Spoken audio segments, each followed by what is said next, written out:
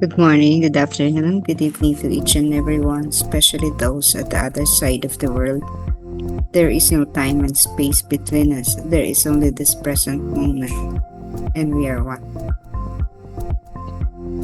Today on diary entry number 1245, my Jesus, the light of my heart.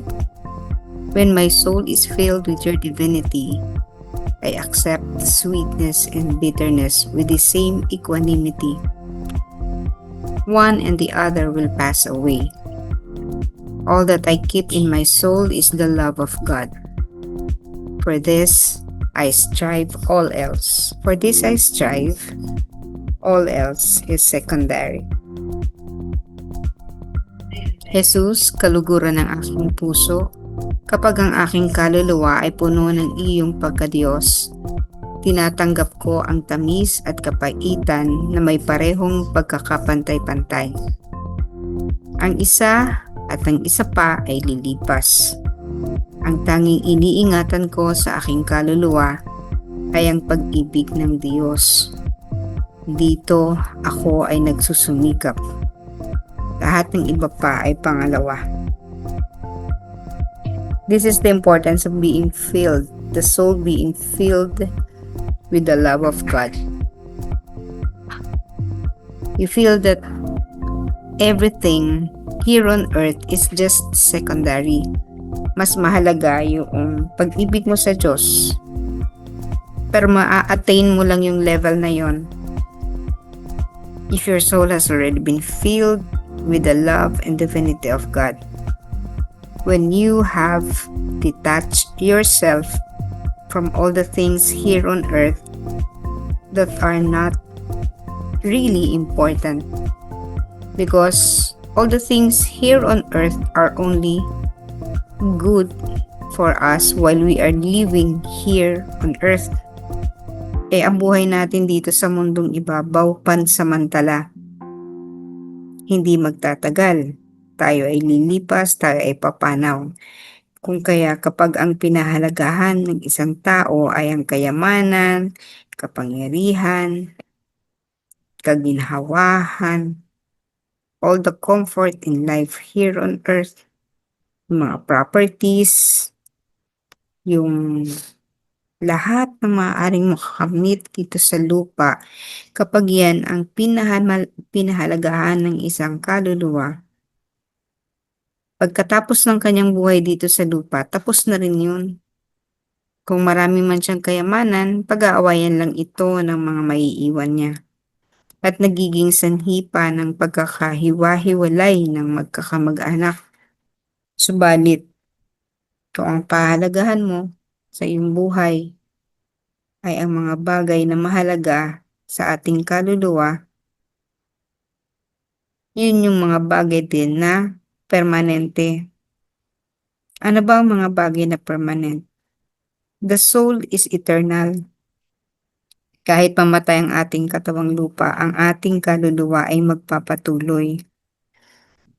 At katulad din ng ating katawang lupa, ang ating katawang spiritual ay nangangailangan din ng pagkain.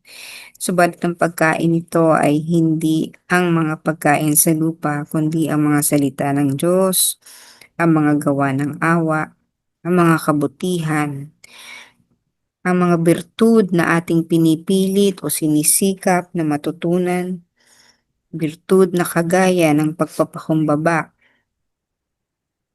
Ito ang nagbibigay sa atin ng buhay na walang hanggan, sapagkat sa pamagitan nito, nagliliwanag ang ating kaluluwa. Kung kaya sa bahagi ni Faustina, sabi niya, I accept sweetness and bitterness with the same equanimity. Pareho lang niyang, balanse lang ba, kumbaga. Kapag siya ay nakakatanggap ng kaluguran, kasiyahan sa buhay, okay lang. Okay, no? Kapag natapos na ang mga bagay na masaya, papalitan ito ng kalungkutan, tinatanggap pa rin niya. So for example, nagkaroon ka ng asawa, masaya ang inyong pagsasama, bagamat kayo nag-aaway, nagmamahalan kayo sa isa't isa. So, ang iyong buhay na married life 'no, ay maituturing mo generally na masaya. Pero yung saya na yun ay nagwawakas. Halimbawa, paano ito magwawakas? Sa paglisan ng isa. Mabigat yun. Kasi kapag ang inyong relasyon ay masyadong malapit, no? Very close. Kapag kayo pinaghiwalay, katulad ng paghihiwalay dulot ng kamatayan, napakabigat ito para sa isang naiwan. Kung kaya, ito yung bitterness, no? Masakit. Pero sabi nga ni Faustina, kung paano mong tinanggap yung kasiyahan habang kayo'y nagsasama bilang mag-asawa, dapat ganun mo ring tanggapin ang panahon kapag umabot ang panahon na wala na siya.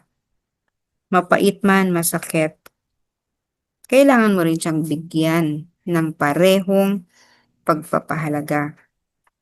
Again, masarap sabihin, maganda lang, no? Madali. Pero sa totoo, ang nagpapasaya lamang sa atin at ang nagpapaayos sa ating kalagayan ay kapag nakakaranas tayo ng kagandahan, comfort, kaligayahan, kaligayahang dulot ng mga bagay na pansamantala. Halimbawa, naging matagumpay sa iyong negosyo. Siyempre masaya, saya yun.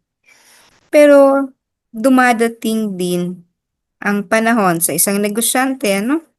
Dumadating din ang panahon na lulugi yan. No, pero paano mo tinatanggap ang pagkalugi? Pareho lang.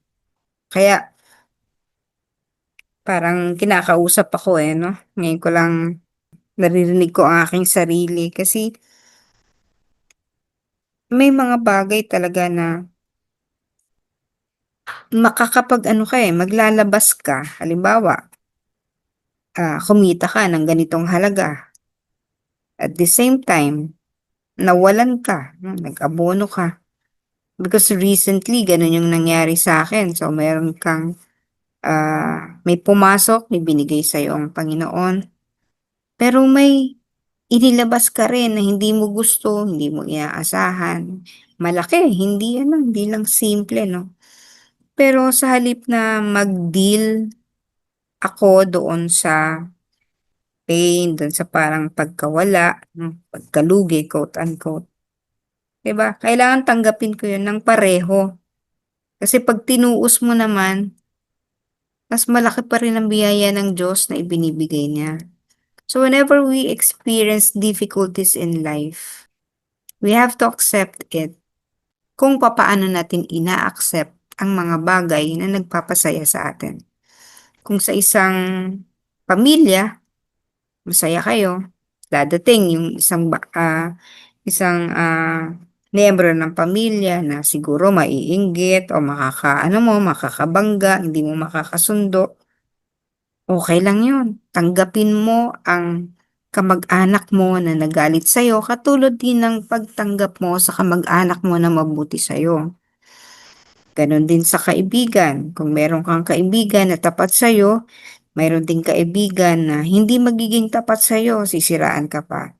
But again, we have to accept those two persons in our life of the same level. Kung masaya ka sa feeling ng kaibigan mong mabuti sa'yo, yung BFF mo, dapat maging masaya ka rin doon sa mga tao na pain in your neck, no, nakakasakit sa'yo. Sapagkat pareho lang yan. Pareho lang yan, nalilipas, no? Parang isang bagay na ang sakit sa buhay mo. Paglipas ng panahon, tatawanan mo na lang, no? Yung napahiya ka nung araw, nung nag-aaral ka pa, napahiya ka sa klase mo, no?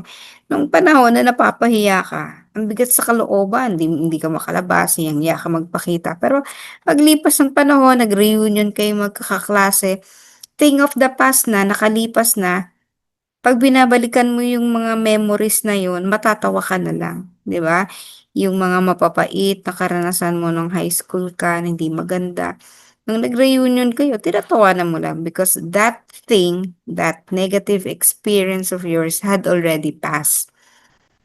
So, 'pag ang attitude natin towards life is the same, 'no? Kung ano man ang dumarating sa buhay natin, maganda, hindi maganda, tinanggap natin ng pareho at, sinabi nating, "This thing shall pass." Merong ganyan 'no, meron akong mahabang ano diyan, eh, 'no, "This shall pass anyway." Hmm, kung alam niyo 'yun, yung mahabang-mahabang ano 'yun, na lahat ng bagay talaga ay lilipas.